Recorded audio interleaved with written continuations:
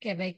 Nah, ini supaya kelihatan apa namanya judulnya secara lengkap dan jenis penelitiannya, saya hide ya yang lainnya kayak nama, NIM-nya itu ya, itu saya hide. Nanti ketika apa namanya saya bacakan gitu ya satu atau bahas satu judul nih secara urut aja nanti silakan eh, yang mau apa namanya konfirmasi atau mau bertanya gitu ya silakan ya di eh, boleh raise hand atau langsung open mic aja. Suara saya terdengar dengan jelas kah? Dengar Ibu. Baik ya. Ini saya mulai dari yang pertama. eh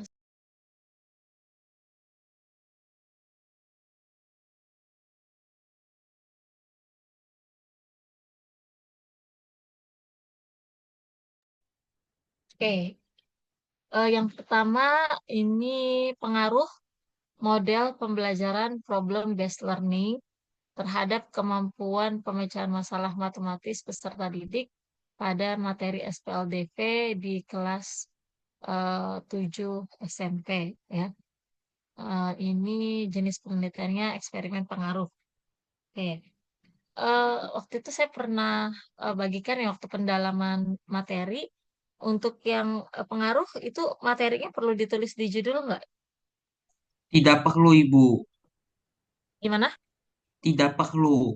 Karena dia Tidak perlu ya. eksperimen pengaruh, dia penelitiannya bersifat umum.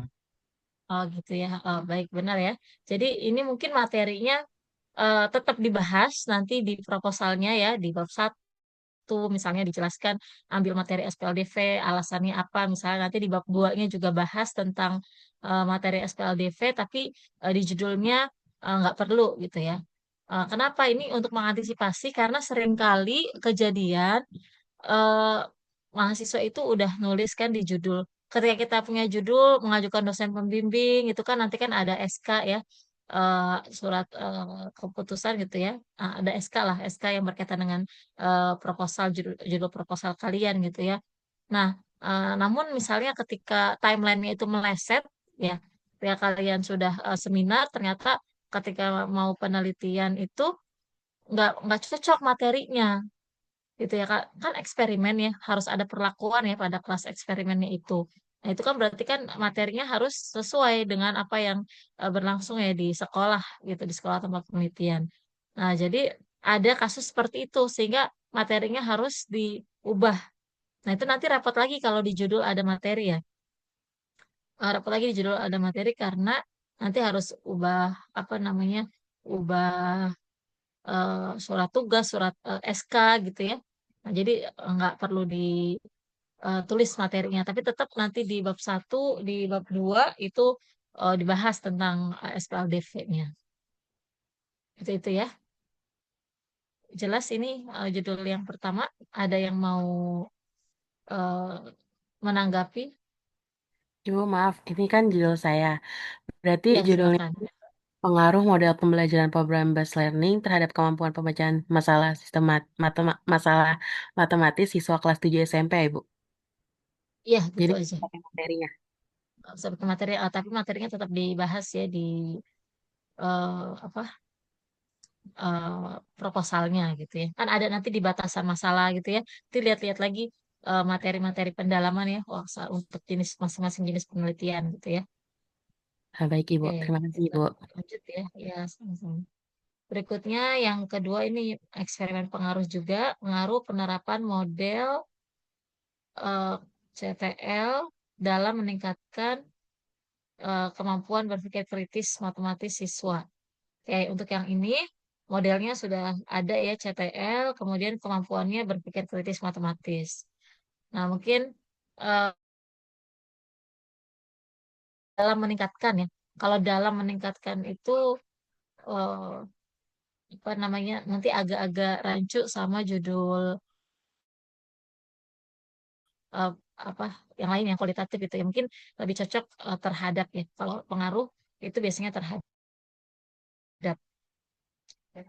itu. Nah, kemudian nggak usah pakai penerapan. Jadi langsung aja pengaruh model CTL terhadap kemampuan berpikir kritis matematis siswa dan harus dijelaskan ini jenjangnya apa. Misalnya siswa SMP gitu ya, atau ya kelas berapa, misalnya seperti itu ya. Atau siswa SMP aja, atau spesifik di kelas 7, 8, atau 9, seperti itu. Itu ya. Oke. Ada tanggapan? Oke, kalau nggak ada, lanjut.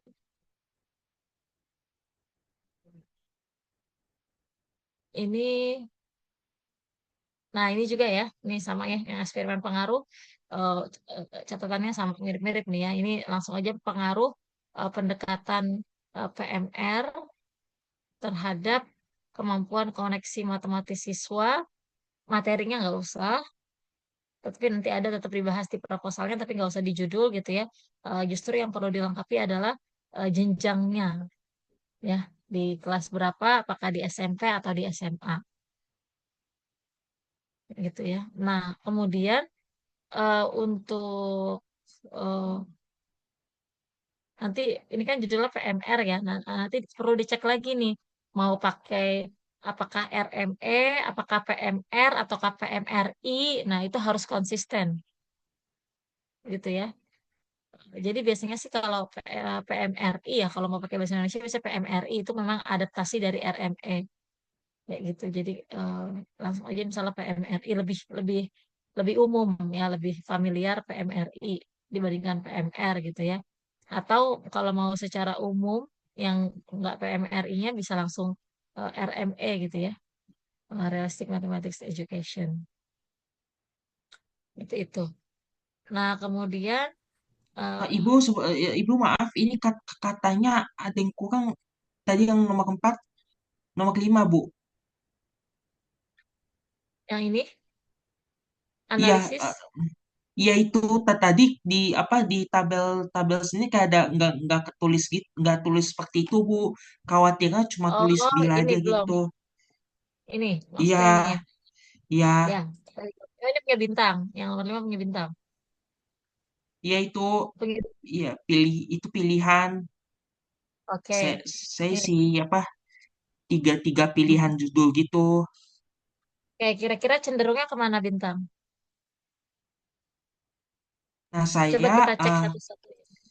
nah saya masih bingung yang pasti antara kemungkinan besar antara 1 dan 2 itu apa sebelumnya eh, sebelumnya tapi yang nomor 2 itu saya udah menemukan skripsi beberapa penelitian terdahulu pakai materi yang trigonometri. Oke. Terus yang nomor satu, Oke. terus yang nomor satu ini saya pengen cuman berdasarkan human error analysis aja gitu ya. Tapi Mm-mm. ini saya Oke. kasih kalimat tambahan karena khawatirnya eh, di khawatirnya ditolak karena saya menemukan kalimat ini persis gitu di artikel seperti itu, Oke. Bu. Kalau kalau nggak ada tinjauannya gitu ya. Oke, baik.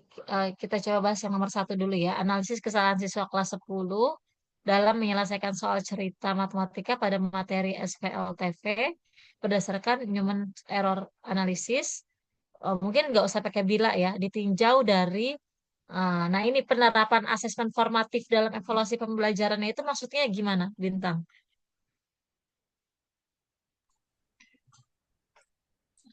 Izin menjawab, Ibu, kan Ya.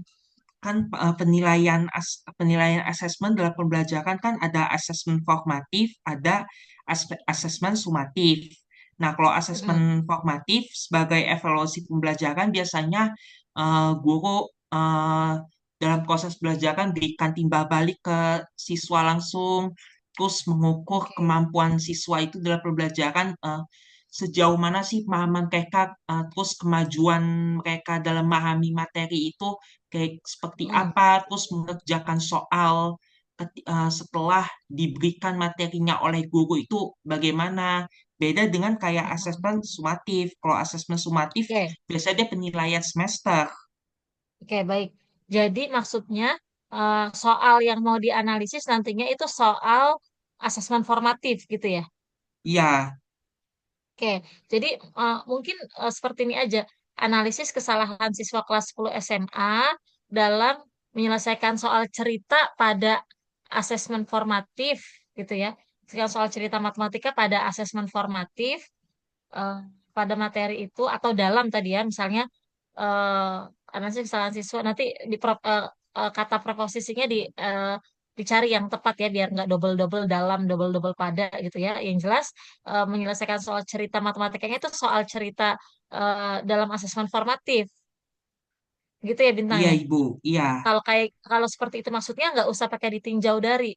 Kalau ditinjau dari itu biasanya seperti ini sebagai contoh. Misalnya tadi analisis kesalahan siswa dalam misalkan soal cerita berdasarkan NEA ditinjau dari gaya belajar misalnya. Nah, nanti dibagi-bagi tuh penganalisisannya. Kalau siswa yang gaya belajarnya seperti ini, itu kesalahan apa aja yang dilakukan. Nah, berarti kan harus dicek dulu ya, diobservasi atau diberikan instrumen untuk mengetahui gaya belajar siswa gitu ya, atau ditinjau dari kemampuan awal matematika siswa gitu. Jadi siswanya dites dulu mana yang kemampuan matematikanya sedang, mana yang rendah, mana yang tinggi.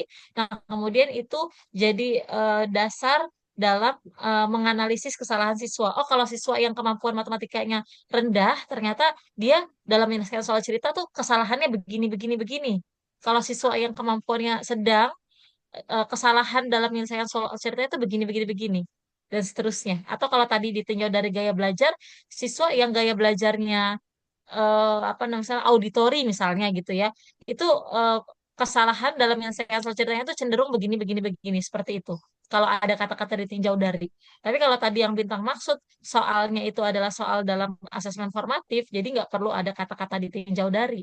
Tapi langsung aja dalam misalkan soal cerita matematika jenis dalam asesmen formatif gitu. Itu ya Bintang. iya, iya baik Ibu. Hmm. Oke, kemudian kalau yang nomor dua, upaya meningkatkan kemampuan membaca masalah matematis siswa. Ini upaya meningkatkan ya. Upaya meningkatkan, kalau ada upaya meningkatkan, berarti dia PTK, ya, penelitian tindakan kelas. Iya Ibu, penelitian tindakan kelas. Tapi kemarin saya Betul. list cuma bisa menulis salah satu saja Ibu.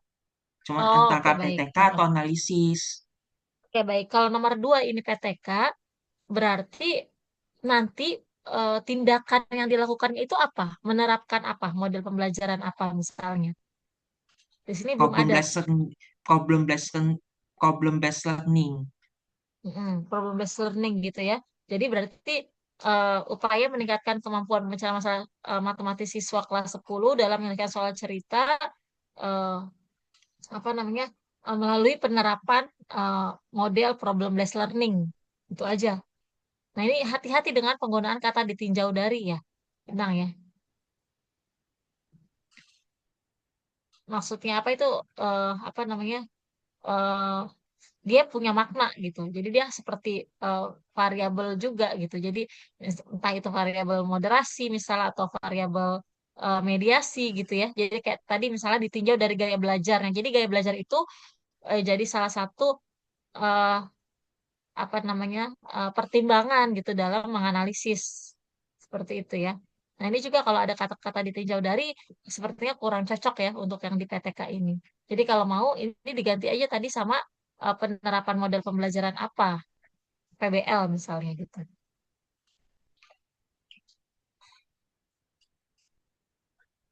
Nah, oke, kalau yang nomor tiga ini justru sesuai nih sama penggunaan ditinjau darinya justru sesuai. Ditinjau dari gaya belajar gitu ya. Berarti kan ini nanti analisis kesalahan siswa dalam menyelesaikan operasi hitung dasar perkalian dan pembagian bilangan bulat ditinjau dari gaya belajar. Jadi nanti dilihat tuh gaya belajarnya itu kalau misalnya saya nggak tahu ya gaya belajar yang dimaksud mau yang mana, apakah mau yang tadi auditori, visual atau kinestetik atau ada gaya belajar lain misalnya. Nah, itu masing-masing dibahas untuk gaya belajar yang A misalnya itu bagaimana kesulitan yang dihadapi siswa dalam penyelesaian soalnya. Nah, kemudian untuk gaya belajar yang lainnya juga demikian. Itu ya. Jadi penggunaan ditinjau dari untuk yang nomor tiga ini sudah tepat. Tapi kalau misalnya mau yang nomor satu, nomor dua juga nggak apa-apa. Tapi ini diperbaiki aja penulisannya. Ini ditinjau darinya, diganti ini asesmennya masuk ke dalam ini soal cerita matematika dalam asesmen formatif gitu ya. Kalau mau yang nomor dua ditinjau darinya dihapus saja, diganti sama penerapan model apa gitu. Oke, kalau mau untuk mana yang perlu dipilih, apakah satu, dua, tiga itu silahkan. Mana yang paling menarik, yang paling besar masalahnya ya saat ini gitu ya, dan mana yang teorinya paling eh, eh, apa namanya eh, kalian kuasai, teorinya yang tersedia banyak seperti itu ya untuk memilih dari tiga ini. Kayak gitu. Oke, ada tanggapan lagi Bintang? Sepertinya tidak ada, Ibu. Oke, cukup ya. Baik. Untuk yang berikutnya, pengaruh pendekatan STEM, ini STEM ya, A-nya art kalau nggak salah ya, terhadap kemampuan HOTS dalam pembelajaran integral tentu pada siswa kelas 12 ya. Oke, ini eh, sudah ada apa namanya variabel bebasnya itu pendekatan STEM itu saya bacanya apa ya? STEAM Eh, gitu ya terhadap ya Ibu, silakan. ya, Hmm. kebetulan ini judul saya untuk STEAM itu artinya Science, Technology, Engineering, Arts, and Mathematics. Ya, oke, paham ya. Jadi yang biasa kan STEM, kalau A-nya art kan yang ditambah. Oh, oke. Eh, ini nanti mungkin dikaji lagi ya tentang STEAM-nya itu, bagaimana penerapannya ya dalam pembelajaran. Artinya sintaksnya, ini kan karena berupa pendekatan ya. Berupa pendekatan.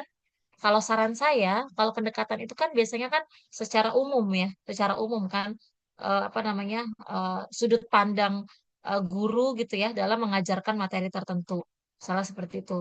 Nah, itu biasanya belum terlalu detail, langkah-langkahnya itu belum ada. Nah, mungkin bisa diberikan modelnya apa gitu ya dengan pendekatan STEAM ini.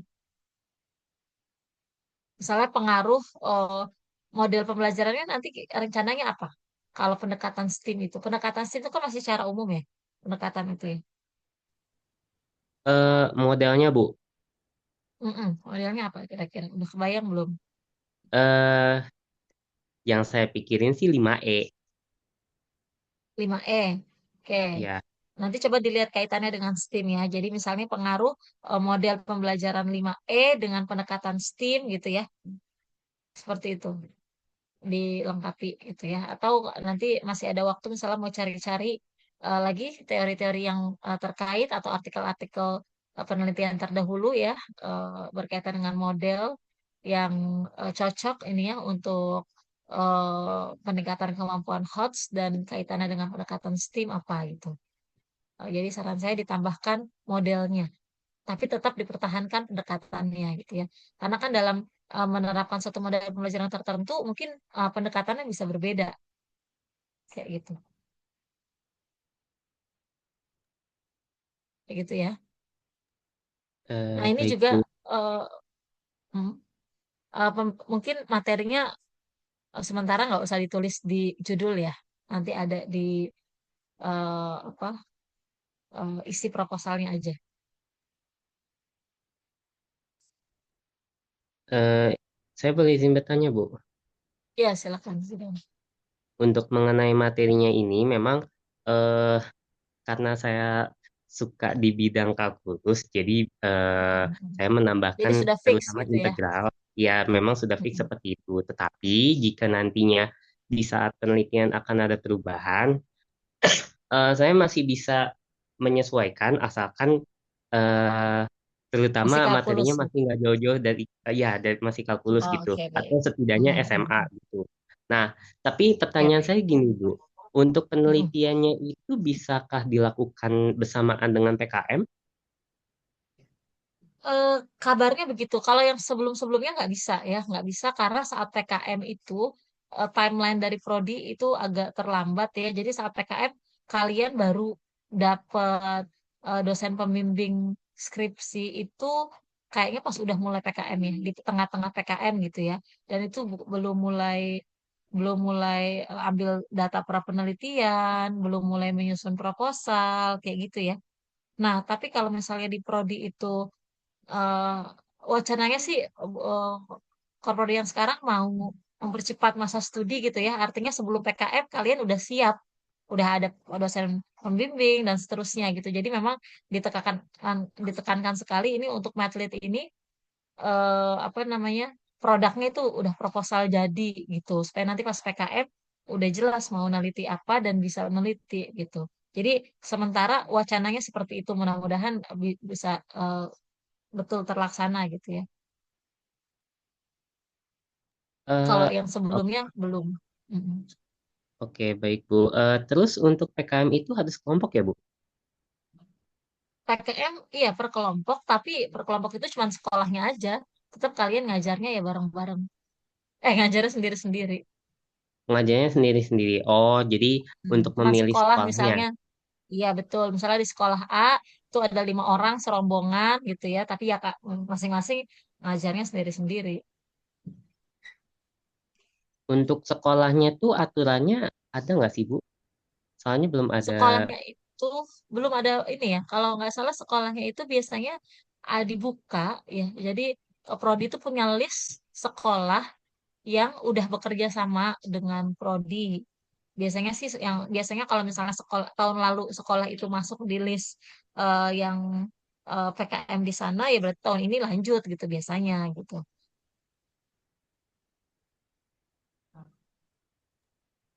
Jadi ada list sekolah yang bisa dilamar lah gitu. Oh, baik. Oh, kebetulan sih baru bikin grup PKM-nya ya. Eh, Oh, udah.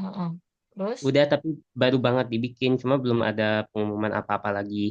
Berarti Oh, mungkin akan dikasih listnya dari situ ya. iya betul. Akan dikasih listnya.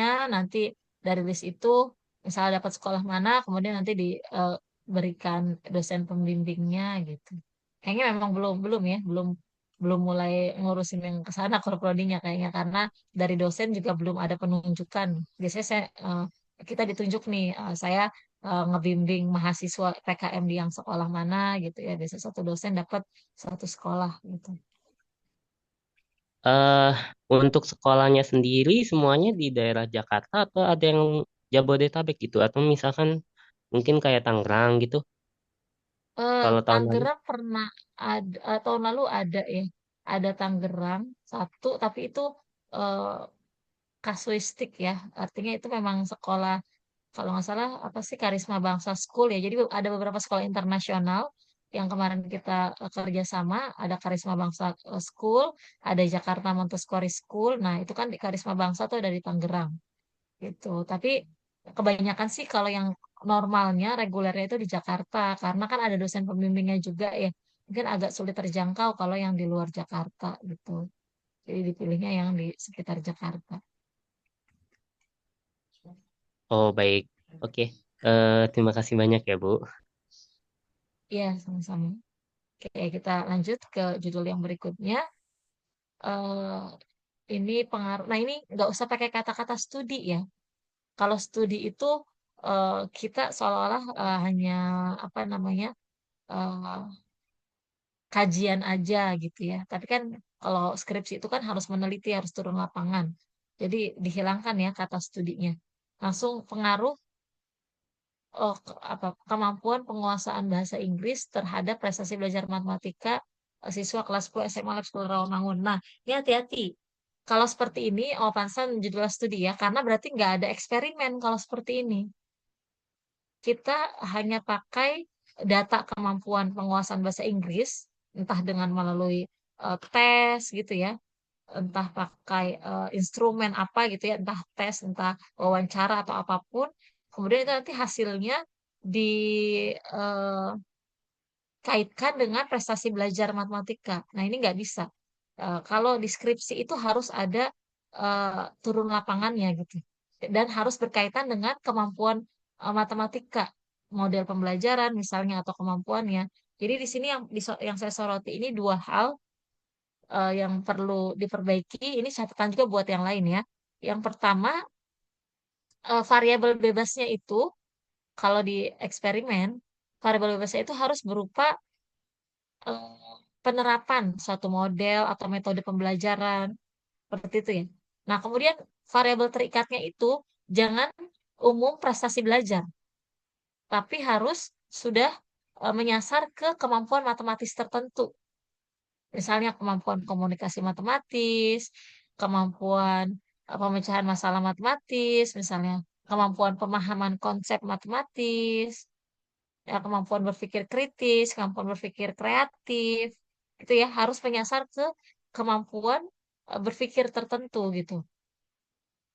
Jangan hasil belajar, prestasi belajar itu nggak bisa seperti itu. Maksudnya bukan nggak bisa ya, udah nggak relevan.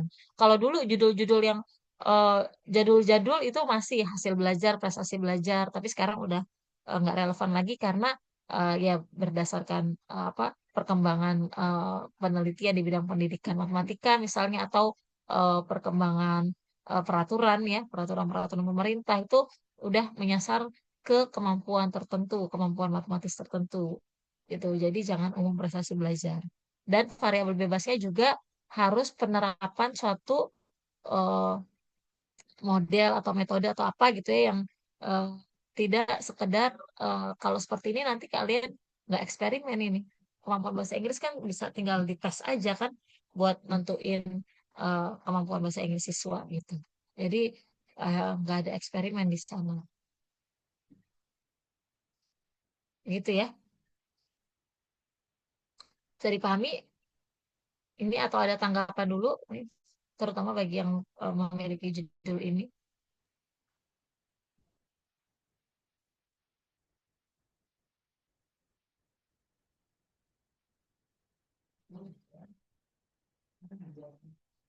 Oke, harus ini ya, tolong ini ada yang belum hadir ya, mudah-mudahan atau ada nggak yang judulnya ini ada nggak hadir nggak? Ini siapa? Studi pengaruh kemampuan bahasa Inggris siapa ya? Hadir, Bu. Siapa? Fauzan.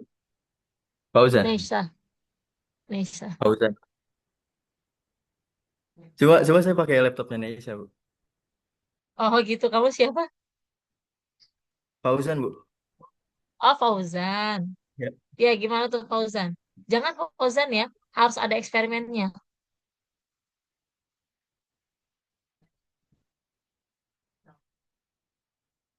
Ya, jadi harus Berarti ada eksperimennya. Jadi harus variabel bebasnya yang kayak cuma prestasi belajar matematika siswa itu itu. variabel terikatnya. Variabel Oh ya, terikat maksudnya ya maksudnya. variabel bebasnya itu kayak Mm. cuma kemampuan bahasa Inggris gitu. Nggak bisa ya, Bu? Oh, ya jangan, jangan. Jadi kita supaya khas ke eh, matematikanya gitu. Izin Bu, izin bertanya tadi saran dari Ibu untuk variabel bebasnya seperti apa, Bu? Eh, Penerapan model atau metode pembelajaran tertentu lah gitu ya. Hmm, Atau kalau misalnya berkaitan dengan misalnya Fauzan concernnya di kemampuan bahasa Inggris, coba dicari-cari artikelnya yang eh, model atau metode apa kira-kira yang berkaitan dengan kemampuan bahasa Inggris yang bisa oke oke diterapkan Bu. ya. Baik Jadi Bu. eh, kita itu kan ketika eksperimen eksperimen ya penelitian eksperimen itu paling enggak harus 8 lah 7 sampai 8 pertemuan ke sekolah ke kelas. Nah, kalau misalnya tadi yang eh, jadikan variabel bebasnya adalah kemampuan bahasa Inggris itu kan nggak sampai segitu pasti kan, nggak sampai 7 atau 8 pertemuan. Tuh, jadi harus menerapkan sesuatu. Nah, makanya kalau tadi concernnya di bahasa Inggris, coba dicari artikel-artikel atau teori-teori ya yang berkaitan dengan pembelajaran yang eh, bahasa Inggris, misalnya gitu. Berarti kalau cuma seperti analisis kuantitatif biasa itu nggak bisa ya, Bu? Kalau analisis kualitatif bisa, misalnya apa?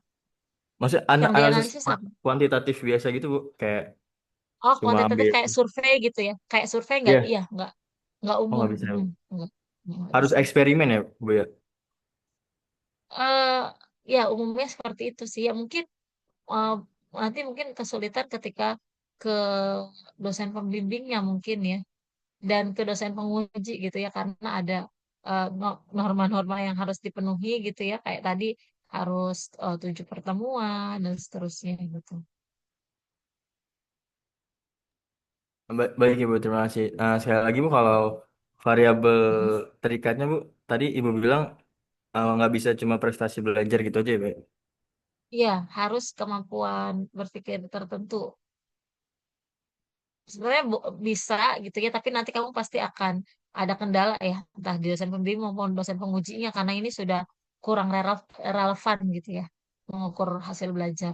Jadi kalau kamu mengukur hasil belajar atau prestasi belajar kan tinggal dilihat nilainya berapa gitu ya, lewat KKM enggak, berapa nilai skornya gitu kan ya. Jadi soalnya pun nanti soal yang diberikan ke siswa, soal-soal ya bukan asal ya, soal-soal biasa aja gitu. Sedangkan karena di sini pendidikan matematika kamu udah eh, eh, tahu bagaimana menyusun asesmen yang baik gitu ya. Nah, nanti dikaitkan dengan indikator kemampuan tertentu gitu. Jadi sebaiknya yang diukur adalah kemampuan tertentu. Baik ya Bu, terima kasih Bu. Ya, sama-sama.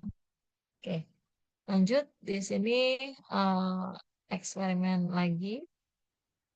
Pengaruh penggunaan media pembelajaran augmented reality terhadap kemampuan pemahaman konsep matematis siswa kelas 8. Nah, oke. Ini sebenarnya sudah jelas ya. Variabel terikatnya sudah jelas, kemampuan pemahaman konsep. Nah, kemudian eh, penerapan media pembelajaran augmented reality-nya ini eh, udah ada atau belum? Ini punya Belum siapa? punya saya, Ibu. Gimana Anissa? Jadi baru mau Buat dikembangkan atau sudah ada? eh, saya cari-cari di referensi gitu udah ada sih, Bu, tapi belum saya cari tahu lebih lanjut, tapi udah ada. Oke, baik. Berarti udah ada ya. Maksud saya, kalau jangan bikin sendiri. Kalau kamu bikin sendiri, itu kan berarti kan kamu melaksanakan R&D juga kan. Iya, Ibu. Jadi nanti malah double R&D juga, eksperimen juga. Nah, kalau kamu mau eksperimen, berarti ya medianya nggak usah dikembangkan, begitu ya. Udah ada. Nah, tapi mungkin ini kan penggunaan media itu kan nggak sekedar digunakan ya. Maksudnya nggak sekedar nih kita belajar matematika nih pakai ini, nggak sepanjang pembelajaran itu selama 7 pertemuan dari mulai awal belajar sampai selesai belajar tiap pertemuannya itu pakai R terus gitu enggak kan, tapi tetap harus ada model atau metode pembelajaran tertentu kan ya, atau seperti apa Iya. misal. Untuk modelnya sendiri saya belum mikirin sih, Bu, baru ke media ini aja. Berarti kalau misalnya media ini Oke, aja nggak boleh ya, Bu, harus pakai model. bukan nggak boleh sih, apa namanya nanti eh, ya akan kesulitan ya nanti saat penelitiannya gitu ya, karena ya harus nyantol di model tertentu kan penggunaan media itu kan.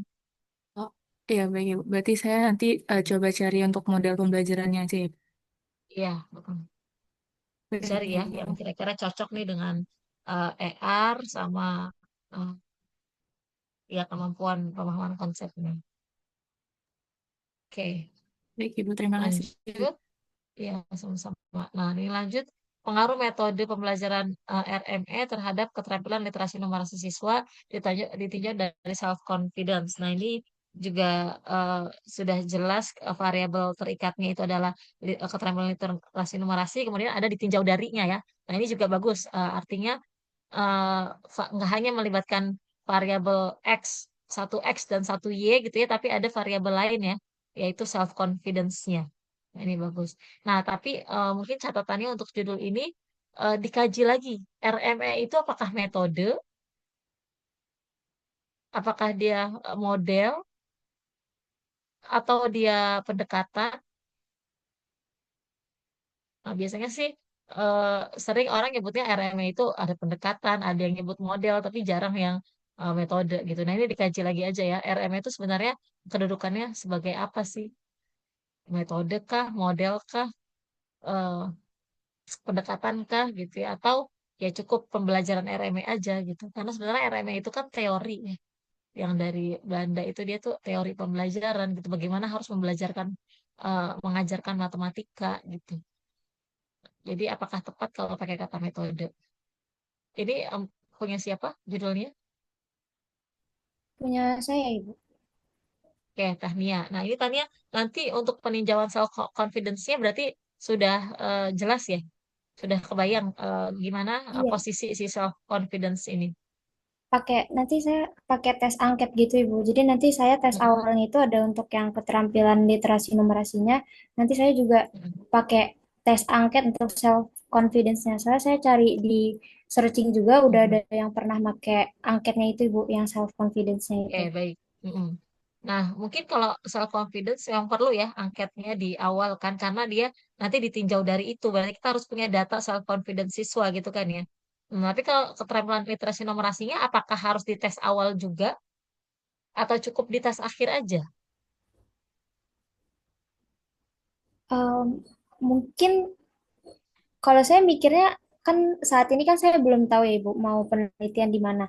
Nah, jadi kan kita Mm-mm. harus tahu dulu Ibu kalau di sekolah itu eh, keterampilan literasi numerasinya itu baik atau kurang baik Ibu. Oke, Jadi baik. Kalau itu dia berarti itu sebagai data prapenelitian ya, oh, data prapenelitiannya ya, bukan sebagai data yang nanti diolah eh, apa namanya yang berhubungan dengan. Jadi maksud saya gini. Jadi kalau misalnya kalau nggak salah saya pernah pernah ngebahas ya waktu bahas tentang metode eksperimen itu kan ada yang post test only control group design misalnya gitu ya. Nah, biasanya kalau mau menguji kemampuan kognitif, mau melihat pengaruh suatu model terhadap peningkatan atau terhadap kemampuan kognitif siswa, itu biasanya desain penelitiannya itu post-test only.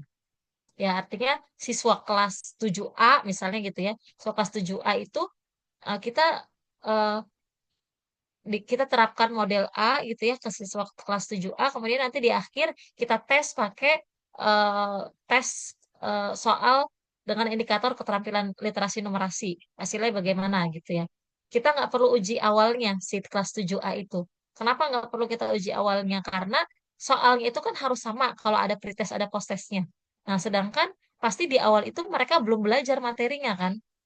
Nah, nanti takutnya jadi menimbulkan bias. Makanya seringnya desain penelitiannya adalah post-test only. Tapi kalau yang tadi Tahnia jelaskan di awal itu mau memberikan tes keterampilan numerasi itu posisinya dia sebagai data prapenelitian ya untuk mengungkap ada masalah apa sih keterampilan dengan keterampilan literasi numerasi siswa di sekolah tempat penelitian tersebut gitu ya. Jadi biasanya mungkin eh, materinya berbeda gitu ya. Misalnya kalau ini misalnya saat penelitian nanti mau materi bangun datar gitu. Nah, tapi ketika mau uji literasi numerasi sebagai data awal itu bukan bangun datar karena dia belum belajar bangun datar, tapi pakai misalnya materi himpunan yang mereka udah belajar, misalnya seperti itu. Gitu oh, ya. baik baik Ibu. Berarti jadi untuk data awal itu untuk menguji apakah keterampilan literasi numerasinya itu rendah atau tinggi Iya, di sekolah betul. itu Heeh. dan itu soalnya Iya, harus beda dengan yang post-test untuk menguji keterampilan literasi numerasi di setelah penelitian kayak gitu ya Bu. iya betul. Jadi yang tes di awal tadi itu bukan kebutuhannya bukan untuk bab 4 tapi untuk bab 1 gitu ya. Baik Ibu. Kalau post test itu untuk bab 4-nya. Oke, tadi saya cuma mau konfirmasi tentang posisi self confidence-nya ya. Berarti tadi nanti dipelajari lagi nanti self confidence itu eh, di mana gitu ya dalam pengolahan analisis datanya ya sebagai apa namanya variabel apa gitu ya. Oke, Baik Ibu, saya boleh lanjut nanya ya. lagi nih Ibu. Iya, silakan. Ya, tapi nanya tentang PKM Ibu. Saya izin nanya Oh Ibu, iya, kalau untuk sekolah-sekolah internasional yang tadi udah Ibu sebutin yang kerjasama dengan UNJ kan ada yang sekolah Karisma sama Jakarta Montessori School ya Ibu. Kalau untuk iya di betul. dua sekolah itu eh, kemungkinan bisa sekalian penelitian nggak ya Ibu? Soalnya saya pernah dengar kalau di sekolah internasional itu agak susah untuk perizinan penelitiannya.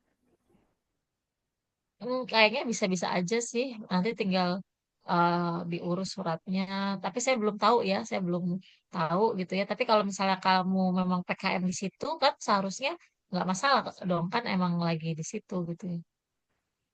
Ya, baik. Nanti Terima kasih, dicoba Bu. aja gitu.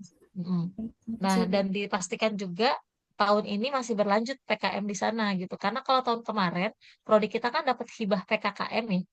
Hibah PKKM itu yang program kompetisi kampus merdeka gitulah, dapat setahun 2024 tuh kita dapat hibah itu. Nah, salah satu hibahnya adalah pendanaan PKM internasional gitu. Jadi apa mahasiswanya dapat, kalau nggak salah dapat uang transport atau apalah gitu ya dari eh, saat PKM gitu ya, karena ada hibah seperti itu. Nah, karena berhubung hibah itu hanya 1 tahun, artinya 2025 nggak ada hibah lagi. Nah, apakah masih berlanjut tuh kerjasama dengan KBS dan JMS gitu? Mudah-mudahan sih masih ya. Nanti coba dicek lagi ke prodi gitu. Baik, Ibu. Terima kasih, Ibu. Ya, sama-sama. Oke, lanjut. Yang berikutnya pengembangan media pembelajaran matematika berbasis digital pada materi data dan diagram siswa kelas 7 SMP. Oke, ini media pembelajarannya berbasis digital itu kan banyak ya, yang berbasis digital ya, bisa misalnya modul elektronik kan berbasis digital, atau LKPD elektronik itu juga berbasis digital, atau seperti apa ini? Mungkin bisa di spesifikkan lagi ya, media pembelajarannya apa kayak gitu. Nah, kemudian ini catatan untuk R&D ya, untuk semua yang berniat menyusun proposal R&D itu usahakan bukan sekadar mengembangkan media pada materi apa gitu, tapi ada kekhasan matematikanya. Sebagai contoh, misalnya mengembangkan media pembelajarannya apa, sebut ya yang spesifik gitu ya, apakah modul elektronik atau apa media pembelajaran berbasis website atau apa ya, nanti dicari apa namanya yang kira-kira eh, relevan gitu ya.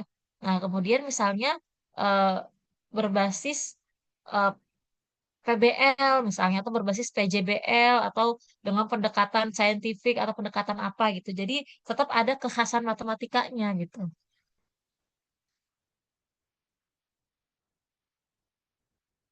Maka nanti dalam apa namanya mendesain, merancang dan mengembangkan media tersebut tetap berpedoman pada langkah-langkah pembelajaran tertentu gitu. Apakah misalnya berbasis RME gitu atau apa gitu. Saran saya seperti itu gitu ya, supaya tetap ada kekhasan matematikanya. Oke, ini ada yang mau menanggapi? Tadi catatannya ini harus spesifik ya. Media pembelajarannya apa? Karena media pembelajaran berbasis digital itu sangat banyak gitu ya. Nah, ini apa yang mau dikembangkan? Gitu.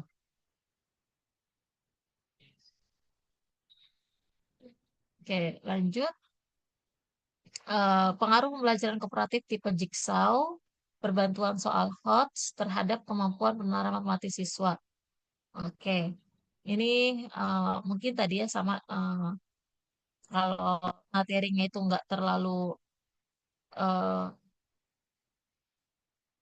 saklek gitu ya, atau nggak terlalu nggak jadi variabel utama lah gitu ya, nggak jadi concern utama, mungkin nggak perlu dituliskan materinya, tapi di justru yang perlu pada jenjang apa nih siswanya, apakah siswa SMP, apakah siswa SMA gitu.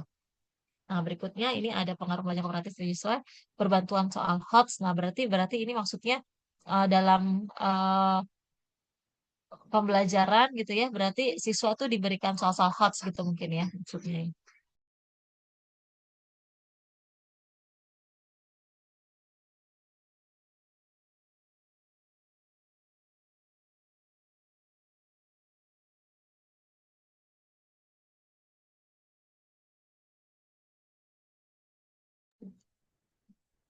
Oke, itu ya.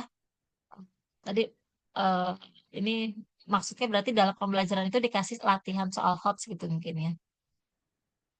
Oke,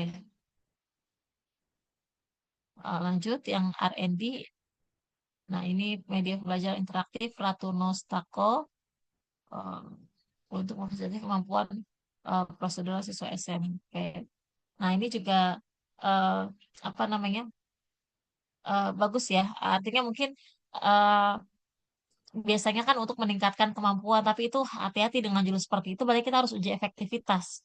Nah, tapi kalau untuk memfasilitasi, berarti sebenarnya kita nggak perlu menguji kan, nanti akhirnya setelah menggunakan media pembelajaran tersebut, kemampuan prosedural siswanya itu seperti apa.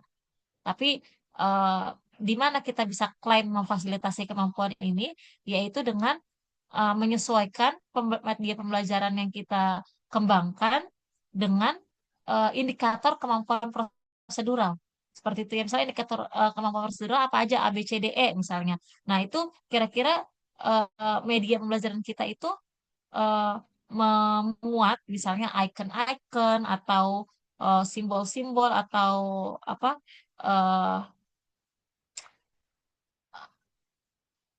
muatan tertentu gitu ya yang berkaitan dengan indikator kemampuan tersebut. Seperti itu ya. Jadi harus harus dibuktikan ini memfasilitasinya ini ada di mana gitu. Harus ditunjukkan bukan dibuktikan ya, ditunjukkan gitu pada medianya itu harus terlihat jelas di mana fasilitasi kemampuan tersebut pada medianya. Kayak ini bisa ya dilanjutkan. Ibu, saya izin nanya, Bu. Ya, silakan Fariha. Tadi saya yang judul 12 itu kan saya niatnya pakai Unostako, tapi dia itu media pembelajaran, tapi sambil bermain juga gitu. Itu boleh, Bu? Iya, nggak masalah bisa. Hmm. Terus itu kan tadi kata Ibu harus ditunjukkan ya, Bu, kemampuan Mm-mm. proseduralnya itu di sebelah mana. Mm-mm. Kalau saya kan niatnya ngebuat soal-soal gitu kan, Bu, yang mana soalnya ini tuh yang nantinya ngefasilitasi kemampuan prosedural siswa. Itu kayak gitu bisa nggak, Bu? Nah, kalau misalnya sekedar soal-soal, eh, apa namanya, ya bisa aja, tapi ya harus jelas gitu ya. Jadi nggak sekedar, ini kayaknya nih pemberian soal ini bisa nih memfasilitasi kemampuan saudara, nggak seperti itu ya. Tapi harus berbasis data dan teori. Berarti Nah, ini misalnya, Fariha udah cek belum indikator kemampuan prosedural itu apa aja? Ada kan indikator kemampuannya? belum, Ibu. Saya Nah, pahamnya itu nanti kalau kemampuan prosedural itu siswa tuh tahu aja, Bu, misalkan dalam operasi bilangan rasional itu step-stepnya itu seperti apa kayak gitu, Bu. oh, oke. Jadi memang belum dicek lebih lanjut ya teorinya. Nah, ini hati-hati ya. Kita ketika apa namanya menyematkan istilah tertentu pada judul kita, itu harus dikaji mendalam pada kajian teorinya. Termasuk kemampuan prosedural ini. Apakah dia sekedar bisa mengerjakan gitu, misalnya seperti itu. Enggak, tapi harus ada indikatornya ya. Harus setiap kemampuan yang mau kita kaji, yang mau kita libatkan dalam penelitian kita itu harus jelas kan pengertiannya apa berdasarkan para ahli, kemudian indikatornya apa saja. Nah, indikator itulah yang dikejar gitu. Oh, baik, Ibu, paham. Mm. Itu ya. Nah, itu yang saya bilang tadi harus ada ciri kekhasan eh, matematika ini. Baik, Ibu. Terima kasih banyak, Ibu.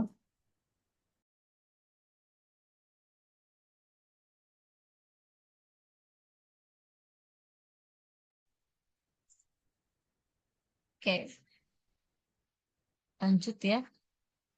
Ini ada pengaruh pendekatan RME terhadap kemampuan membaca matematis siswa. Oke, ini berarti RME-nya sebagai pendekatan nanti ya, yang saya bilang tadi ini pendekatan ini eh, apa tinjau kembali ya, apakah RME itu benar pendekatan atau seperti apa. Nah, ini jangan lupa eh, yang jelas siswanya tuh siswa jenjang apa ya. Sebentar, sebentar.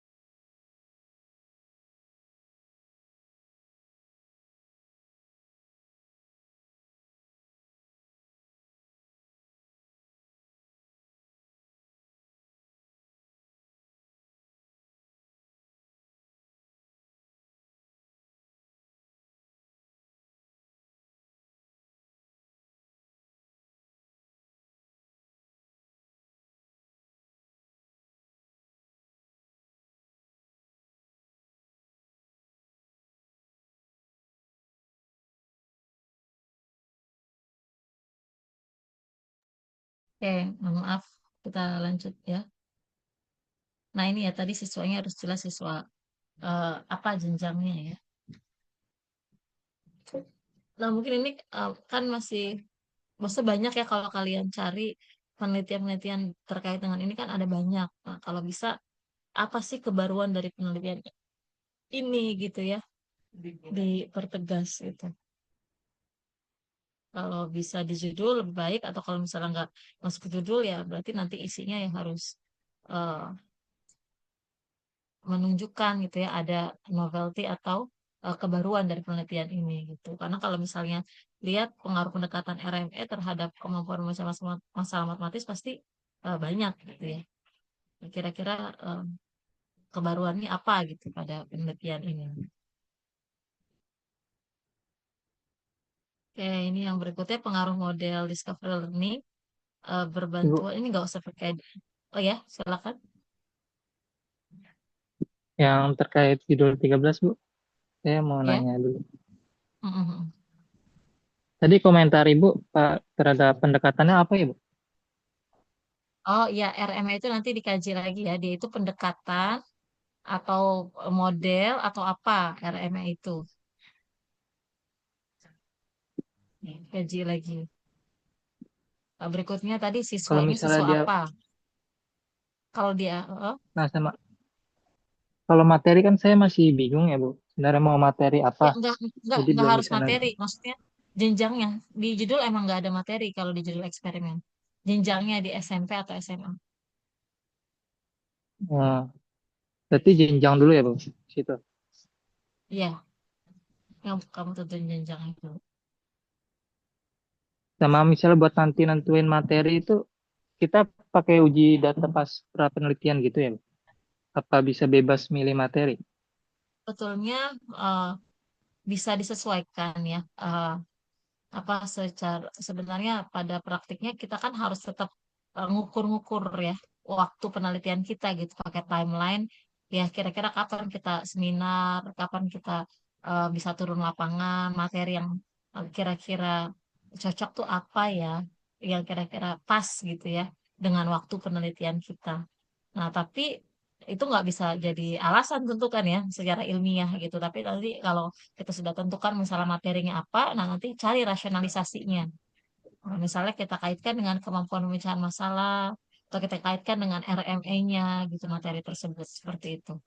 Atau bahkan lebih baik lagi kalau kamu apa namanya punya masalah duluan di materinya misalnya gitu ya. Oh ini siswa punya banyak kesulitan nih saat mempelajari bangun ruang misalnya seperti itu.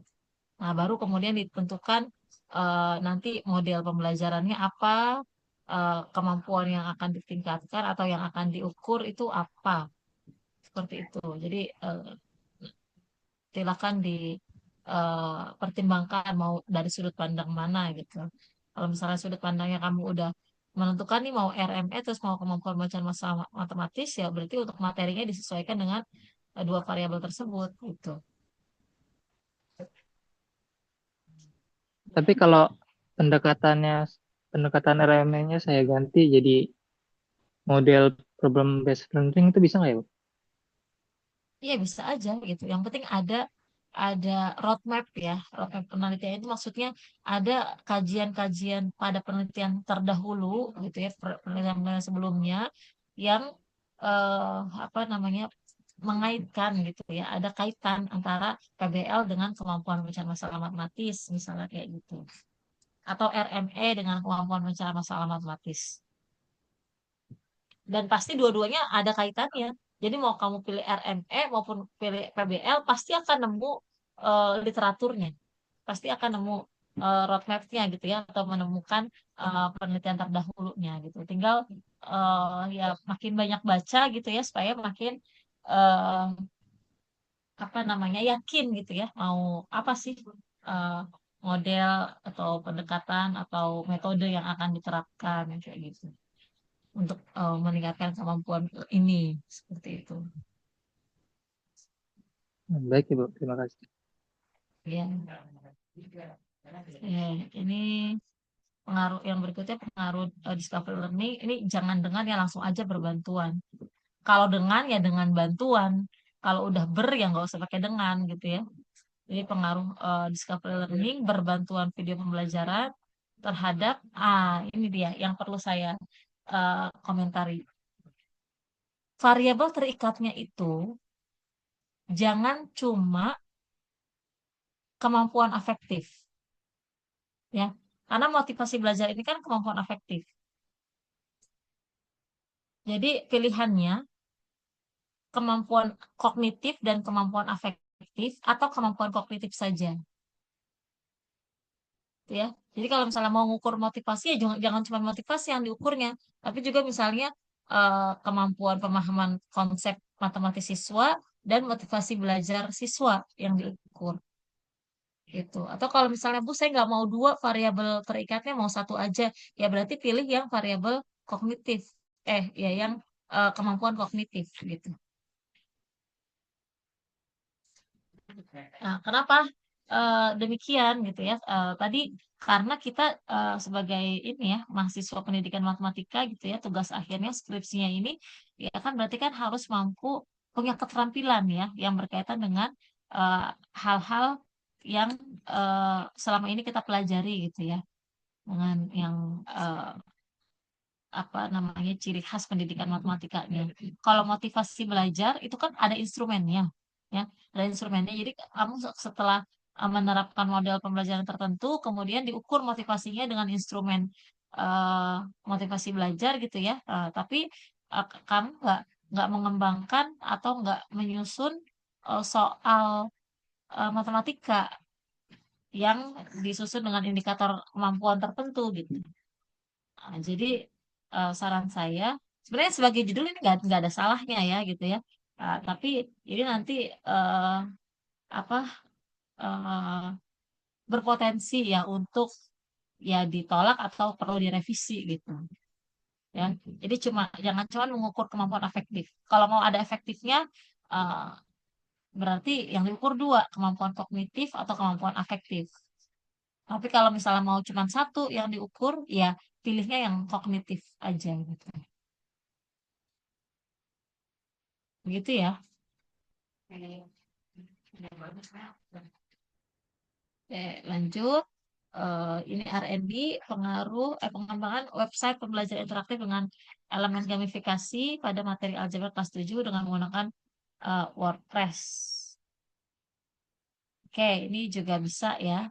Uh, tapi mungkin ini redaksinya diperbaiki nih susunan katanya. Menggunakan WordPress-nya kayaknya kurang cocok nih kalau di akhir. Kayaknya dia dihubungkan ya sama ini nih yang sama medianya kan ini medianya itu website pembelajaran interaktif dengan elemen gamifikasi menggunakan WordPress misalnya gitu ya pada materi ini gitu. Jadi jangan WordPress-nya ketinggalan di belakang gitu. Ini kaitannya dengan apa gitu. Kalau misalnya ini masih berkaitan dengan medianya ya berarti ini disatukan ya dengan frase-frase yang medianya itu ya susunan katanya diperbaiki. Tapi kalau secara konsepnya ini bisa ya sudah kelihatan lah apa yang mau dikembangkan. Gitu.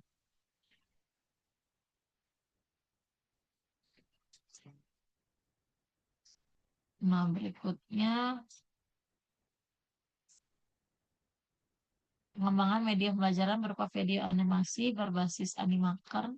Oh ya, yang tentang R&D ini itu tadi ya komentar saya yang berkaitan dengan R&D kalau memungkinkan itu ada kekhasan matematikanya ya entah misalnya berbasis apa model apa atau kalau misalnya ini gamifikasi misalnya itu ada kaitannya nggak dengan misalnya pembelajaran matematika kayak gitu ya seperti itu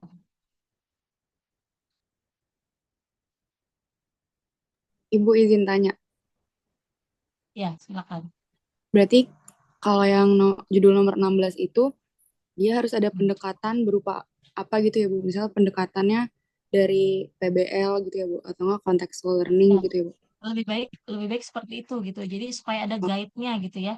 Ketika mengembangkan, membuat desain video animasinya itu nggak sekedar gambar ini aja, video random aja gitu. Artinya udah mau ngajarin materi ini dengan gini, tapi ada kekhasannya gitu. Oh, dengan langkah-langkah ini gitu.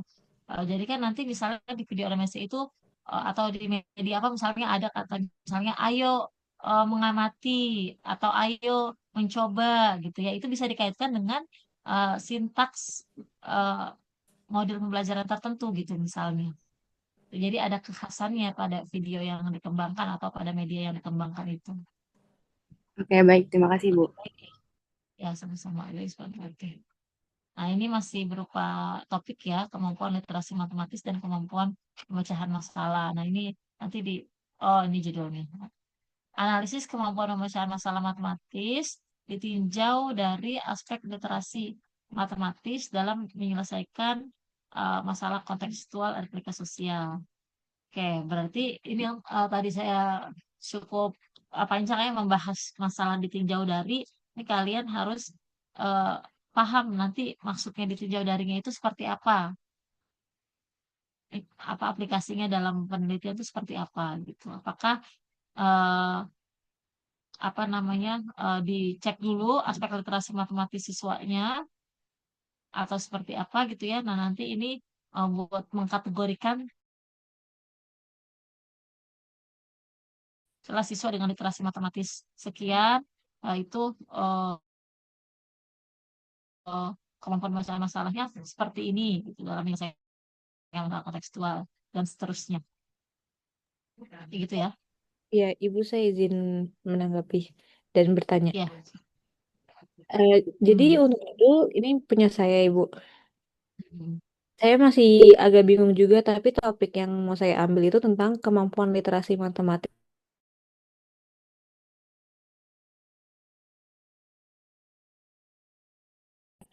Tahapannya di kemampuan pemecahan juga kayak merumuskan, menjawab, lalu merumuskan soal dan menjawab soal. Nah, berarti kalau judul seperti ini, literasi matematisnya itu sebagai pendukungnya ya, Ibu? Iya. Tapi harus jelas nanti ini ngukurnya pakai apa, ngukur literasi matematisnya. Nah, ini penggunaan kata aspek juga eh, apa maknanya? Kalau disederhanakan lagi, bisa nggak ya Ibu kira-kira? Gimana maksudnya? Jadi analisis kemampuan pemecahan masalah matematis siswa SMP berdasarkan kemampuan literasi matematisnya gitu. Iya, berarti sama kan? Sebenarnya sama dengan ditinjau dari kan? Oh. Iya, boleh aja. Jadi misalnya analisis kemampuan pemecahan masalah matematis siswa SMP ditinjau dari atau berdasarkan keterampilan literasi matematis dalam menyelesaikan masalah kontekstual gitu.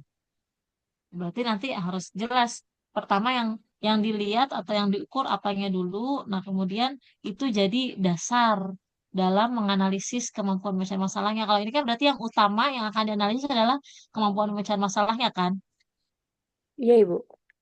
Nah, kemudian berarti saat menganalisis itu kan ada dasarnya. Berarti dasarnya adalah keterampilan literasi matematisnya gitu ya. Bisa kayak Iya. gitu ya. Mm-mm. Ya, mungkin bisa seperti itu ya. Tapi ini nanti kata-kata aspeknya coba diganti apakah dengan kemampuan atau dengan keterampilan gitu ya. Sambil dicari-cari juga nih judul-judul yang berkaitan ini. Coba aja kamu misalnya ketik ya judul ini di Google Scholar gitu ya. Kira-kira munculnya artikel-artikel apa aja sih gitu. Ada nggak sih yang udah pernah meneliti ini gitu. Karena kan nanti harus ada ya penelitian relevan ya di bab 2 itu kan. Iya, Ibu. Oke, sementara saya lihat maksudnya secara eh, umumnya sih nggak ada masalah gitu ya. Tadi sudah terlihat apa yang mau diteliti dan bagaimana nanti menelitinya gitu ya. Cuman kalau ditinjau dari teorinya itu perlu dicek lagi ya nanti ya apakah memang eh, ada landasannya gitu ya.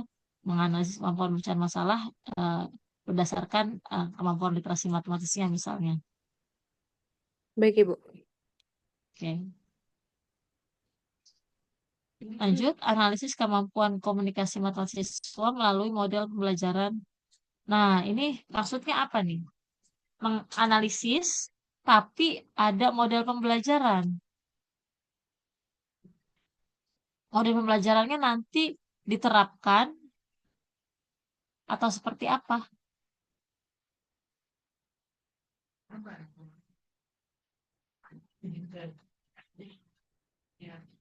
Silakan.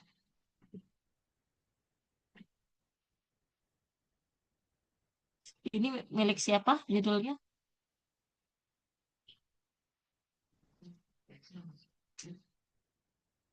Ada? Masih ada nggak yang punya judul ini di Zoom ini?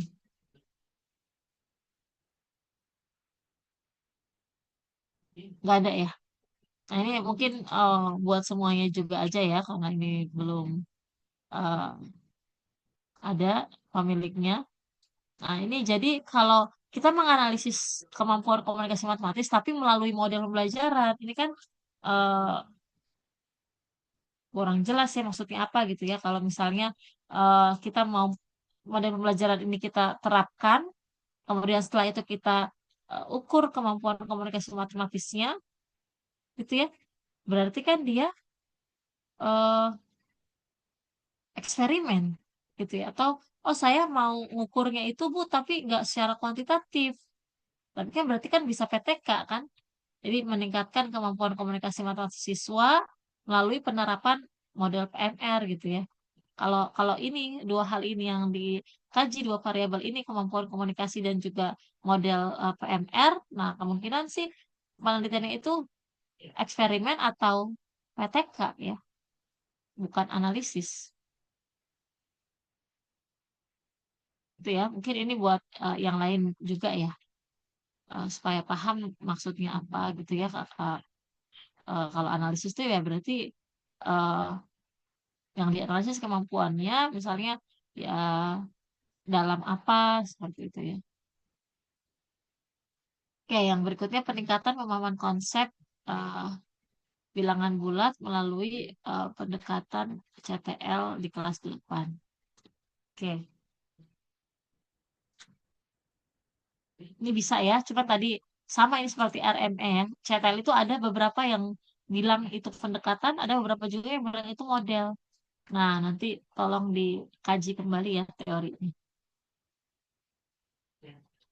Lanjut, implementasi pendekatan eh, culturally responsive teaching untuk meningkatkan kemampuan literasi matematis siswa kelas 8. Ya, ini juga tadi materi udah saya. Oh, ini analisis ya. Analisis kualitatif. Mungkin dia PTK berarti ya. Implementasi pendekatan ini untuk meningkatkan berarti dia PTK ya. Oke, ini culturally responsive teaching. Nanti juga dicek kembali apakah dia pendekatan atau dia model pembelajaran. Lanjut lagi, efektivitas model TGT terhadap kemampuan pemahaman konsep peserta didik pada materi ini. Nah, ini eh, kalau nggak salah dulu pernah saya bahas ya di bagian pendalaman eksperimen ya. Jangan pakai kata efektivitas, langsung aja pengaruh ya. Pengaruh model TGT terhadap kemampuan pemahaman konsep peserta didik SMP gitu ya. Eh, ini dicek lagi apakah benar-benar perlu ditulis di judul atau enggak. Jadi jangan efektivitas ya. Kalau mau kita yang mau kita lihat adalah efektivitas apa namanya? Efektivitas modelnya, tapi di judul jangan efektivitasnya. Bisa langsung apa pengaruh aja gitu. Karena kurang terukur ya penggunaan kata efektivitas ini.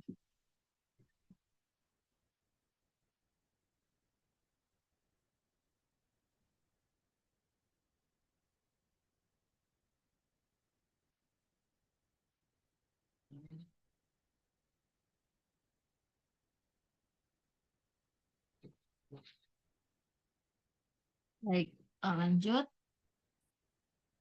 pengembangan media pembelajaran matematika berbasis website dengan penekanan CPL pada materi ini. Oke, ini jelas ya. Ada medianya, kemudian ada pendekatannya juga ya. Berikutnya, pengaruh model TGT terhadap kemampuan membaca masalah matematika siswa. Oke, ini jenjangnya dilengkapi ya. Jenjang apa, SMP kelas berapa misalnya. Ibu saya mau tanya, Bu. Ya, silakan. Itu saya yang punya judul yang pengaruh model TGT tadi. Apa Uh-uh. namanya? Kalau pengaruh itu dia memang apa ya? Desain penelitiannya itu harus post-test only grup desain ya, Bu? Nggak harus sih, nggak harus. Mau apa misalnya? Selain itu, Adita. Sebenarnya saya belum kepikiran sih, cuman saya kan sempat lihat skripsi cutting ya, cuman rata-rata tuh pada makainya itu. Nah, saya penasaran aja sih Bu, kira-kira kalau pengaruh itu pilihannya apa aja Bu selain post-test only? Jadi proses solid sih sebenarnya desainnya aja ya.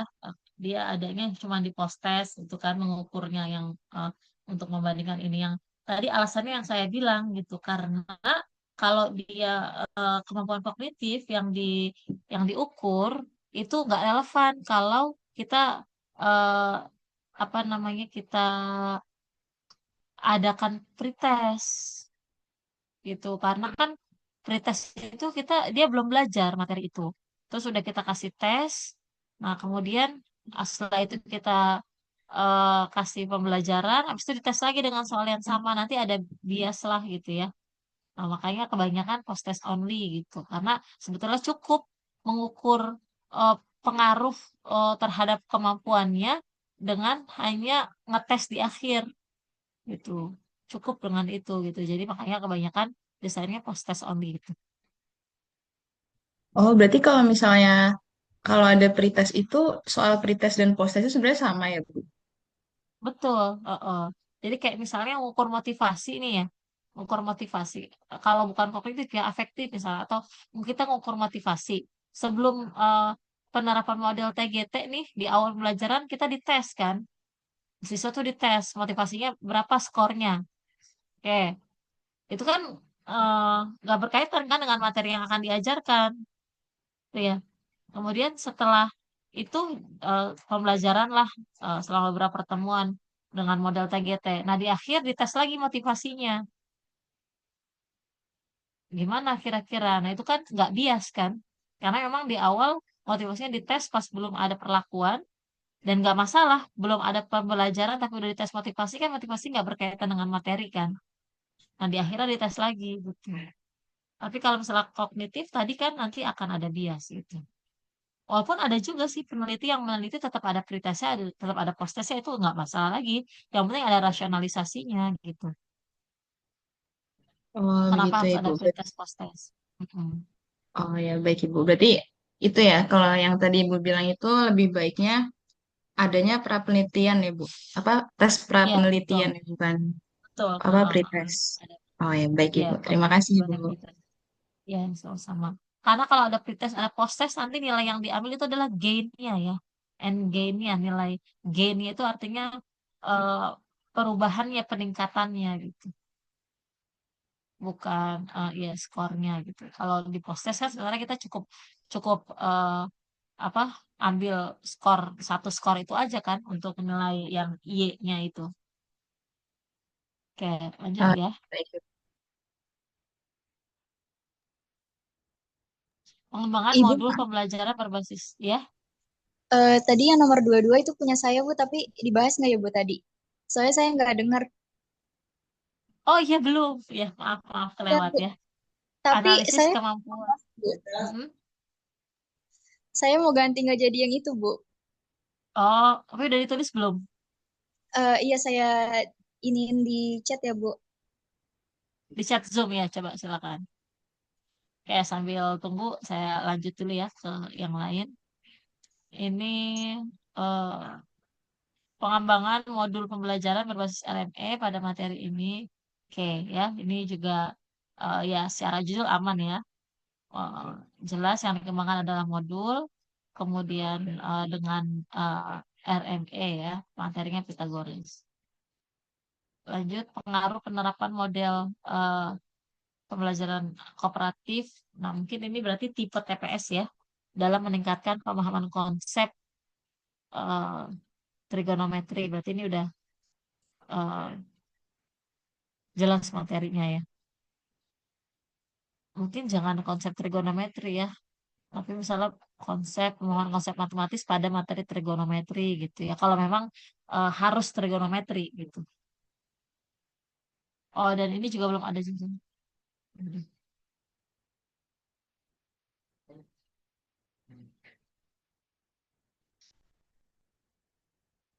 Nah, ini di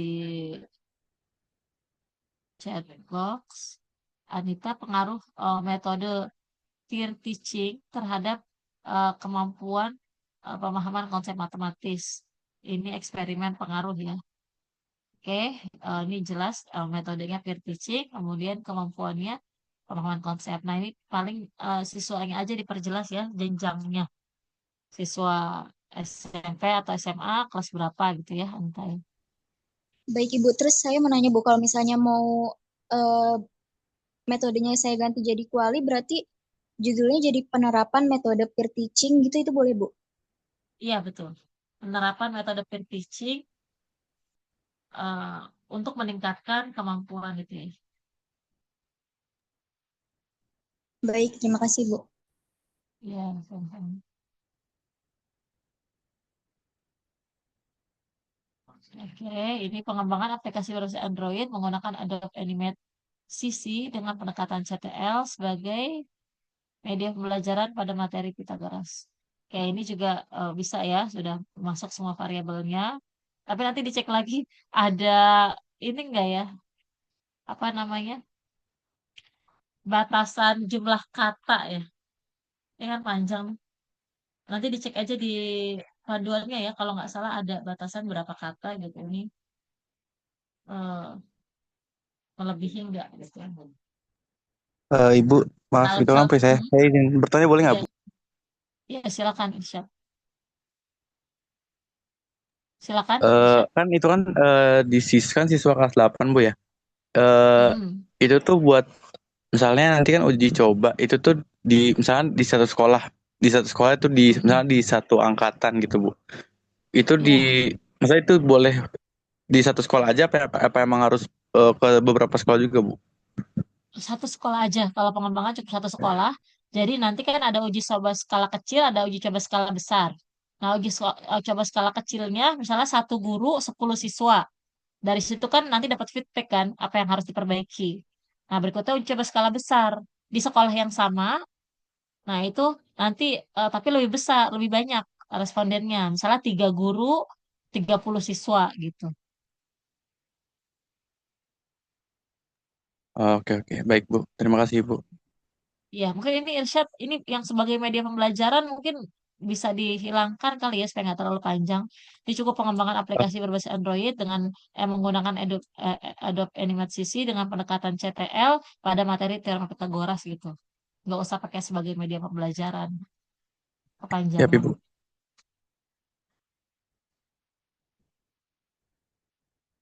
Berikutnya pengembangan media belajar interaktif berbasis website menggunakan Lektora Inspire 18 pada materi bangun ruang sisi data. Oke, ini juga ini 9A ya. Mungkin kelas 9 aja ya, nggak usah. Oh, ini enggak ya. Ini eh, Ibu kayaknya itu ke kayak ketik dari ya. informnya itu Bu, enggak Bu. Oh iya Saya iya. Heeh. Oke, masukinnya berarti. enggak gitu. Nggak tahu. Oh iya, baik-baik. Nah, ini juga udah ada medianya, kemudian ada materinya. Cuman tadi mungkin bisa dipertimbangkan yang saya bilang tentang matematikanya ya. Entah model atau metodenya yang melandasi pengembangan itu gitu. Ibu mau nanya boleh? Iya, silakan. Ini Kalau Najma apa misalnya Nadia? Nadianya Ibu. Oh, Nadia Ibu. Nadia, ya, silakan. Kalau misalnya saya masukin jadi pengembangan media pembelajaran interaktif berbasis website menggunakan Lektora Inspire 18 pada materi bangun ruang sisi datar dengan pendekatan contextual learning itu boleh. Ya, Itu boleh. Boleh. Boleh, oke. heeh. Nah, ini yang tadi Lektora Inspire 18-nya itu juga perlu dipertimbangkan apakah perlu masuk judul atau enggak gitu. Oh, oke Bu, Kalau berarti enggak juga nggak apa-apa kan nanti di dalam ada kan dijelaskan kan pada ya, langkah-langkah perancangan, pengembangan kan nanti pasti dijelaskan kan Lektora Inspire-nya kan. berarti langsung berbasis website pada materi gitu ya Bu. Mm-mm. Dengan pendekatannya juga bisa dengan pendekatan apa dulu gitu ya. Oh ya, baik Ibu. Makasih banyak Karena ya kalau Ibu. nggak salah Lektora Inspire ini kayak aplikasi aja kan, kayak misalnya Adobe gitu-gitu ya. Ya Ibu, alat bantu. Ya, Baik, oh ya, makasih banyak upload Ibu. aja. Ya, sama-sama. Oke, berikutnya pengembangan media pembelajaran XXX interaktif berbasis discovery learning menggunakan XXX. Ini maksudnya belum fix gitu ya? Iya Ibu izin menjawab. Iya Ibu. Saya Ya, masih bingung itu Bu media pembelajarannya apa, terus menggunakan apa? apa Oke. gitu. Heeh. Oh iya, baik-baik. Nanti cari-cari lagi ya, Iya. baca-baca lagi kira-kira mau ke arah mana. Nah ini juga nggak perlu nih sebagai inovasi pembelajaran online nggak usah ya. Sama kayak tadi sebagai media, sebagai inovasi nggak perlu ya. Karena kan emang itu dikembangkannya media gitu kan. Jadi Oh, keterangan ini dihapus aja. oke baik Ibu. Berarti langsung di pengembangan media pembelajaran apa yang interaktif berbasis discovery learning menggunakan Mm-mm. satu pada materi ini gitu ya Bu. Iya, iya. Oke. Tuh. Baik Ibu. Terima kasih Ibu. Ya, lanjut upaya meningkatkan partisipasi aktif dalam Nah, ini ya yang ini sama tadi komentarnya saya udah pernah sampaikan. Ini partisipasi aktif itu kan eh, nggak terukur ya. Cari yang terukur dan kalau bisa yang kognitif gitu ya. Meningkatkan apa? Misalnya meningkatkan kemampuan apa ya dengan pendekatan PBL. Kalau partisipasi aktifnya ini mau tetap eh, dipakai, berarti perlu tambahan. Yang kognitifnya apa? Meningkatkan pemahaman konsep dan keaktifan siswa gitu ya. Jadi jangan partisipasi aktif. Kalau partisipasi aktif, kamu cari instrumennya itu mungkin sulit gitu. Tapi kalau misalnya keaktifan siswa, mungkin ada instrumennya. Tuh, jadi dipikirkan juga sampai ke arah sana ya. Nanti mengukur partisipasi aktif itu pakai apa gitu. Jadi saran saya kalau mau tetap dipertahankan ini aktifnya misalnya upaya meningkatkan kemampuan pemahaman konsep matematis misalnya ya dan keaktifan siswa gitu ya dalam materi apa dengan pendekatan apa. Oke, berikutnya analisis kesalahan siswa dalam menyelesaikan soal bilangan berpangkat. Nah, ini juga masih terlalu umum ya. Ini analisisnya nanti pakai metode analisis apa? Human error kah atau apakah misalnya gitu ya. Ibu saya Hmm. masih sebenarnya masih bingung itu mau Ya, gimana. Kalau misalkan kan kalau variabel bentar ya. Variabel terikatnya kan itu kesalahan siswanya Ibu. mm-mm. Nah, kalau misalkan jadi analisis kesalahan siswa SMP terhadap tingkat kesulitan soal pada materi bilangan berpangkat itu kira-kira gimana ya, Ibu? Terhadap tingkat kesulitan soal enggak ya. Kecuali kalau mau misalnya eh, berdasarkan tingkat kesulitannya misalnya tapi itu agak sulit nanti menelitinya. Mendingan langsung aja dia mau kamu mau menganalisis kesalahannya dengan apa gitu atau ditinjau dari apa seperti itu ya. Jadi bisa misalnya analisis kesalahan siswa ditinjau dari misalnya tadi kemampuan awalnya kah gitu ya atau dari apa misalnya yang bisa diukur gitu ya dalam menyelesaikan soal bilangan berpangkat atau sudah jelas eh ininya apa namanya eh tipe analisisnya mau pakai apa pakai human error kah atau pakai metode analisis yang lain gitu. Baik, Ibu. Gitu ya sambil dibaca-baca lagi ya artikel-artikel yang terkait gitu ya supaya idenya itu makin eh, jelas gitu ya. Pengembangan ILKPD berbasis skill learning berbantuan video pembelajaran untuk memfasilitasi kemampuan momen. Oke, ini ya, ini ada. Kalau ini berarti matematikanya ada dua ya. Yang pertama itu di ininya model pembelajarannya. Jadi nanti pengembangan itu berdasarkan modelnya. Nah, satu lagi ini ada di fasilitasi kemampuan pemahaman matematisnya. Jadi nanti harus dua hal itu yang jadi pegangan, jadi panduan dalam mengembangkan LKPD-nya. Langkah-langkah discovery learning dan juga indikator kemampuan pemahaman matematis.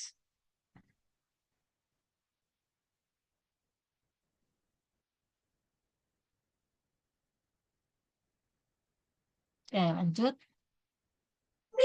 Ibu, maaf. Ya, silakan Ini Devina. bukan judul saya, cuman saya mau nanya terkait yang Oh pengembangan ya. ini. Kan kemarin-kemarin saya udah baca beberapa skripsi kakak tingkat, kalau yang uji kelayakan itu dibagi jadi skala kecil sama besar ya Ibu ya. Terus Ya. kemarin juga saya udah lihat sempro kakak tingkat, nah dosen pengujinya itu nanya, apa bedanya skala kecil sama skala besar? Kalau goalnya itu sama-sama, apa ya, kalau goalnya itu sama dari kedua skala itu, buat apa dilakuin kedua skala itu gitu Bu? Kenapa nggak salah satu aja? Nah saya nyari-nyari di internet itu ternyata kedua goal skala itu sama aja ya Bu. Nah Ya, saya, memang sama aja. nah iya, yang dipermasalahan dosen pengujinya itu goalnya beda atau gimana Bu? Saya eh, pengen taunya di situ. Apakah emang goalnya Oh ya, beda? baik. Sebetulnya goalnya sama ya. Eh, tapi kalau itu biasa dilakukan, kenapa rasionalisasinya gitu ya. Yang pertama, untuk yang uji coba skala kecil, kan melibatkan yang sedikit ya, responden yang sedikit. Nah, itu nanti bisa eh apa namanya lebih dalam eksplorasinya gitu ya. Jadi nggak sekedar ngisi angket yang eh, nilai-nilai gitu ya, setuju tidak setuju atau sesuai tidak sesuai gitu ya. Tapi juga misalnya ada pendalamannya, misalnya ada wawancaranya gitu ya. Dan itu jadi dasar untuk revisi,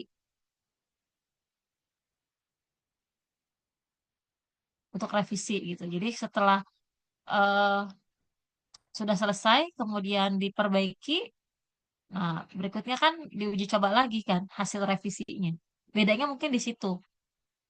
Kalau misalnya sebenarnya nggak ada aturan harus ada skala kecil, skala besar gitu ya. Nah, tapi kalau misalnya hanya uji coba terbatas, misalnya di saat langsung skala besar, nanti setelah revisi kan belum dicoba lagi kan, nggak dicoba lagi kan. Tapi kalau tadi dibagi dua ada skala kecil, ada skala besar, itu setelah uji coba skala kecil, revisi, kemudian hasil revisinya itu bisa diuji cobakan lagi gitu. Oh, baik Ibu, Ibu paham. Terima kasih Ibu. Oke. Berikutnya analisis Ibu, semiotika saya mau representasi. nanya lagi boleh nggak Bu? Iya, silakan. Tentang yang tadi, kan sebenarnya nggak ada aturan ya, harus skala kecil dulu baru skala besar. Berarti bisa aja kalau misalnya skala besar aja, tapi dilakukan beberapa kali sampai dia valid gitu Bu.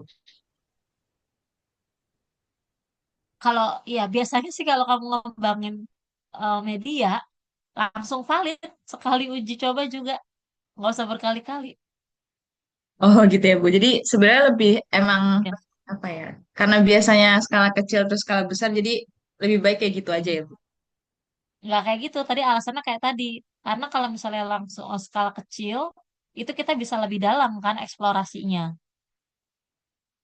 Ya, bisa wawancara apa segala macam. Dari situ kita dapat masukan, dapat input untuk merevisi produknya. Setelah direvisi, kemudian diuji cobakan lagi kan.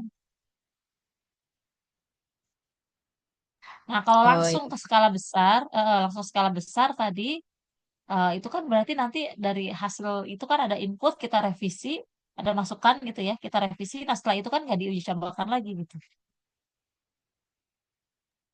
Oh iya ya Bu, paham paham Bu. Terima kasih Bu. Ya. Berikutnya pengaruh metode peer tutoring.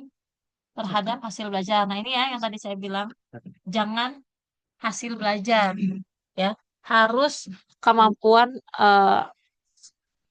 matematis tertentu, ya, supaya eh, nanti terukur gitu ya.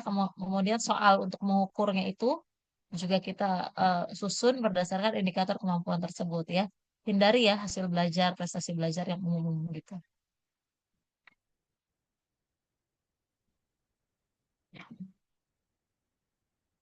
Baik.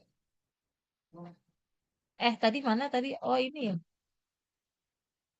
Analisis semiotika representasi matematis siswa dalam menyelesaikan soal cerita terkait materi SPLTV.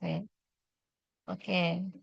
Nah, ini saya baru ini ya dengar ya, ini bagus bisa menganalisis ini, nanti dikaji lagi teorinya ya tentang semiotika representasi matematisnya ya.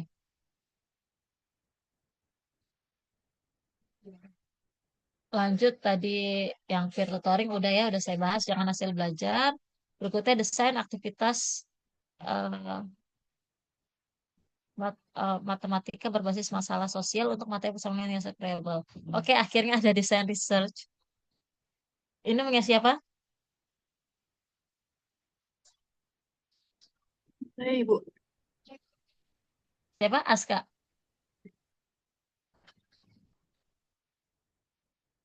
Kelihatan. Siapa tadi? Punya siapa? Saya Ibu Aska. Oh, Aska. Ya, baik. Bentar-bentar. Oke, ini bisa ya, desain research. Berarti nanti eh, yang di desain adalah aktivitasnya berbasis masalah sosial. Mungkin desain aktivitas pembelajaran matematika gitu ya, berbasis masalah sosial untuk dalam materi persamaan linear satu variabel. Jadi nanti kamu bahas tentang persamaan linear PLSV gitu ya, kesulitan-kesulitan apa aja eh, berdasarkan teori-teori yang ada atau hasil-hasil penelitian terdahulu gitu ya. Kemudian bagaimana biasanya PLSV itu diajarkan, langkah-langkah pembelajarannya. Nah, dari situ nanti bisa menyusun eh, lokal instructional teori dugaan ya, konjektur LIT-nya gitu. Sama menyusun HLT-nya.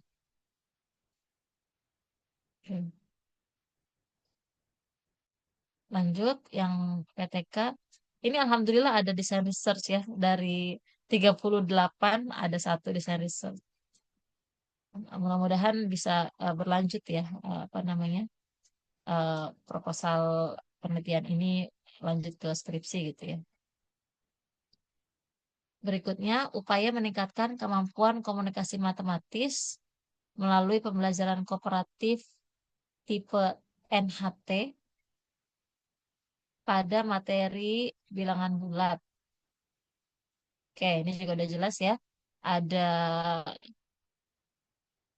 ini modelnya, kemudian ada kemampuan yang akan ditingkatkan nih.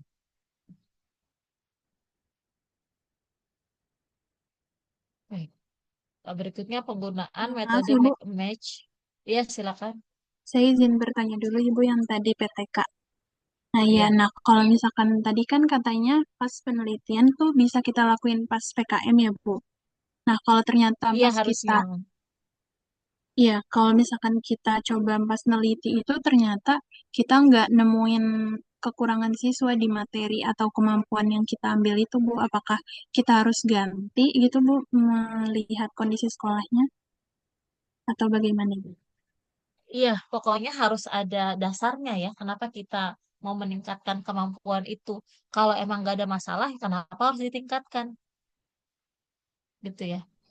Nah, tapi hati-hati, jangan-jangan kita belum benar-benar mengobservasinya, sehingga eh, rendahnya kemampuan itu tidak terdeteksi.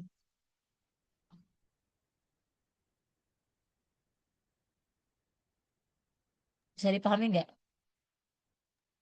Oh iya, baik Ibu. Terima kasih banyak Ibu.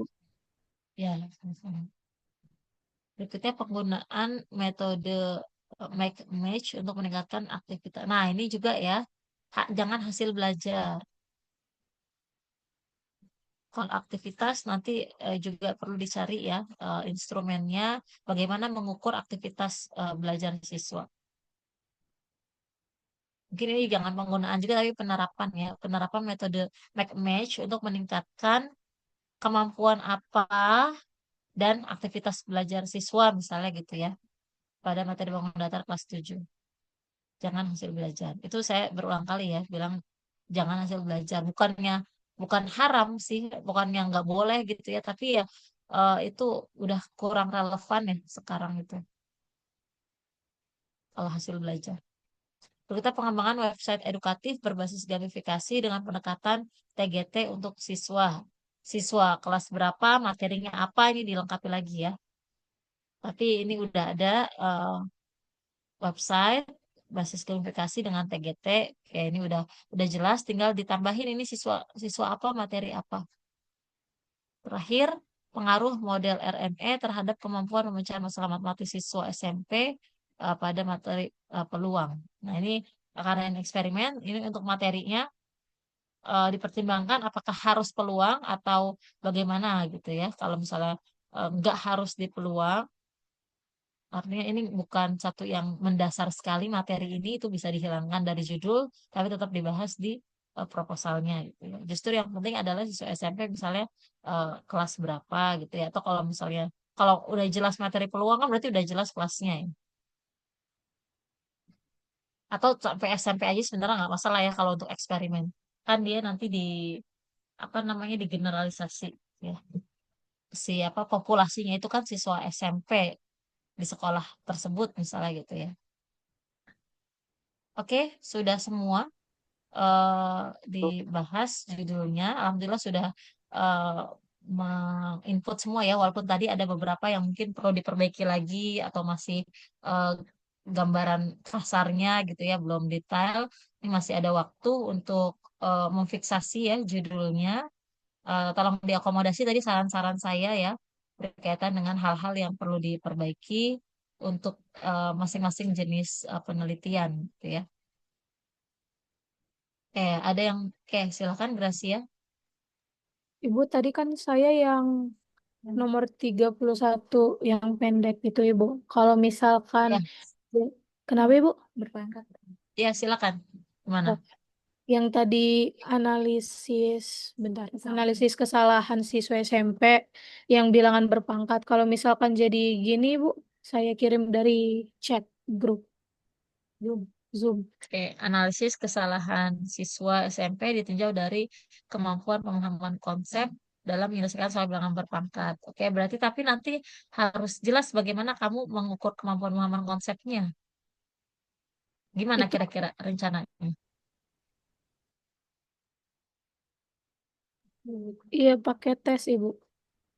Pakai tes, berarti 2 kali ngasih tes gitu.